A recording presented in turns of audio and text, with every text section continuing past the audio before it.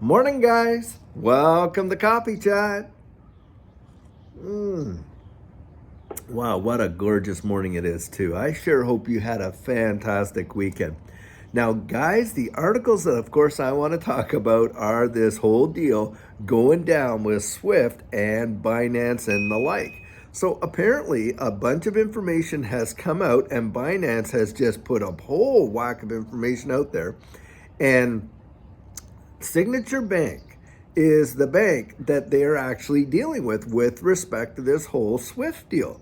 Now, the way in which this thing was originally reported is that Swift was actually cutting out, the retail clients for anything under $100,000. And Brad Kimes, Moon Lambo, myself, a whole bunch of other folks reported on this based on the information that was supplied. Now, what Binance is coming out and reporting, and we haven't really heard from Signature Bank yet, I don't believe. I've looked for some articles this morning, didn't see that. But apparently, it is Signature Bank, which, by the way, hosts a number of various crypto exchanges, Coinbase being one, and some other fairly big ones, is stepping away from, financing crypto and blah, blah, blah, apparently to them, and saying that they're reducing their exposure. Well, I don't even really see how Signature Bank is exposed to anything because it's not Signature Bank's money that is actually being used. It's only the Swift network through Signature Bank. And it's the client's money that is actually being used to fund these transactions. So for Signature Bank now to come out and say, oh, well, we're limiting our exposure to it is just absolute hogwash. And I don't know how many other banks are going to potentially follow suit here. But one of the things that really kind of I guess is coincidental is just so happens that we had our friends over there in Davos wind up all their stuff. And this news comes out. Now, having said that, it looks like Binance is saying, hey, we're going to look for a new Swift partner. So I think what really went on here is that a bunch of information, came back. Like the feedback was so quick and immediate with respect to this that they backpedaled in a major way, and that it's not Swift that apparently is, hey, limiting these $100,000 USD transactions. Oh, it's just Signature Bank. Well, guys, we're going to have to see how this all plays out, because also Binance is reporting that, hey, credit and debit cards at the present time are not affected. Now, having said all that, my question is this: how come all the other major exchanges that are dealing with Signature Bank haven't come out and said anything at all? Is this just an attack on Binance with Signature Bank? Or is Signature Bank, like they say, affecting it with all crypto exchanges? And guys, it's the FUD that is out there, the stuff that these big players put out there into the marketplace is absolutely amazing. And you can see that this is done in such a way as to affect the little retail investor in a big way.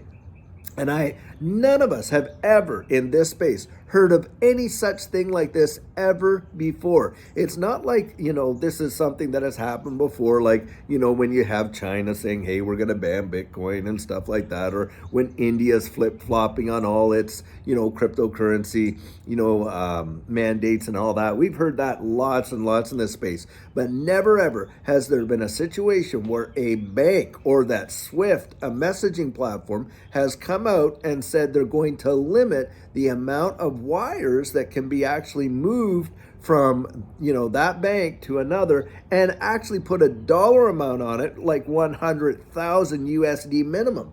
It is absolutely obscene. And the other deal is this: a lot of times, yes, we've had our little banks, say, hey, we're not going to let this happen, or have you put money through our bank into a crypto exchange, and on and on. And we have heard of that where people have walked in and their banks have not allowed it and whatever. And there's people even on our channel, of course, that's happened to. And the thing that really gets me about that is this: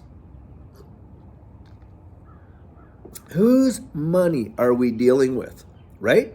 It's not the banks, apparently, of course, and we're just saying, hey, I want to wire this money from here over to here. Now, obviously they know us, that our banks have our KYC info, they have all our AML info, and we can show that it's going to another legitimate bank branch, and on and on and on. And it has nothing to do with exposure to nefarious activities and thus and such, because they know it's going into an exchange, and what they know what you're wanting to do with it, right? They know that you want to convert your fiat into some digital assets. So the bank comes around, and these little branches or whatever, or individual account, and they say, nope, we're not going to do that, da da da da.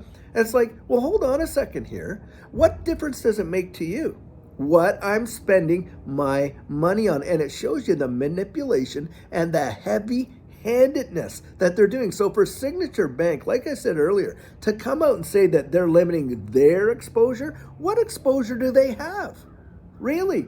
I mean, what we're talking about here is you and I and other retail investors sending our money that is in our accounts to these other, to these exchanges.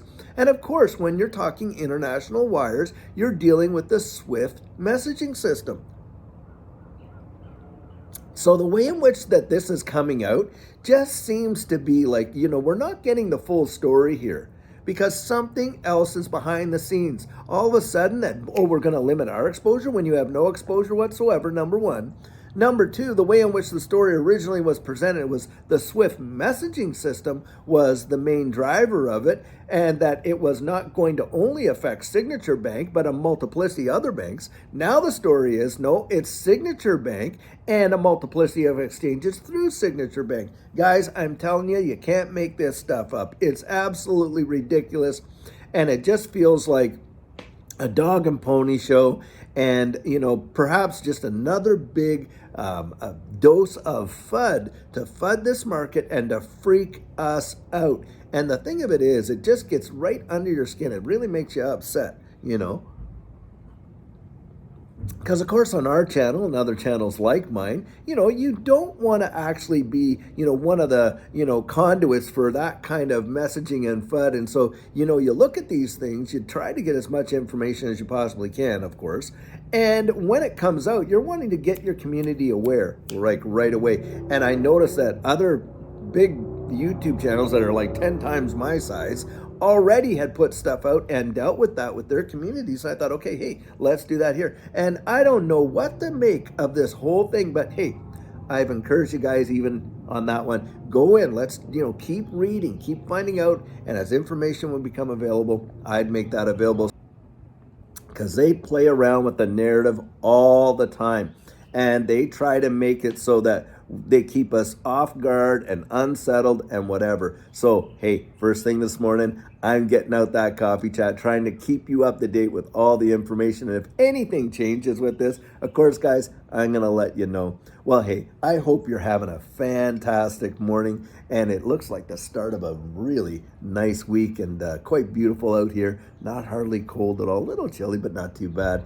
But until later on today, we have a fantastic video coming out for you. I sure hope you have a fantastic Monday and a great start to your week. And until then, guys, like always, take care.